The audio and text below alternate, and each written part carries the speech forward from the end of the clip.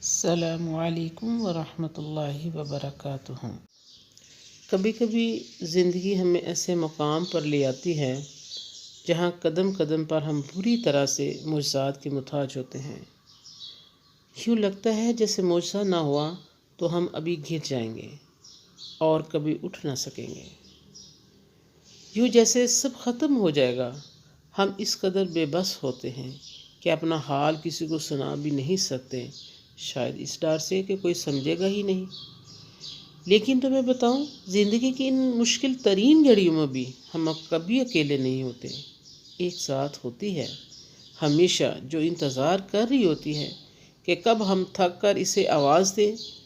اگر روٹھی ہے تو اسے منا لیں، کسی اپنے جیسے کا دکھ بانٹ کر یا پھر اسے کچھ پل کی خوشی دے کر، اور اگر وہ راضی ہے تو اس سے مدد مانگ لیں، پھر وہ ذات سن لیتی ہے ہماری التجائیں۔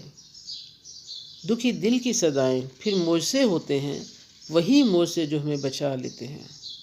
چاہے ہم کھائیوں کے دہانے پر کھڑے ہوں یا پھر کنویں کی، ہمیں گرنے سے پہلے ہی تھام لیا جاتا ہے، ٹوٹنے سے پہلے ہی سمیٹ لیا جاتا ہے۔ جانتے ہو کیوں؟ کیونکہ ہمیں معجزات عطا کرنے والی وہ ذات تو ہمیشہ سے ہی ہم پر بہت مہربان ہے۔ سچ تو یہ ہے کہ ہم خود پر مہربان نہیں ہوتے، وہ تو ہے ہی رحیم، ہم تو خود پر رحم نہیں کرتے۔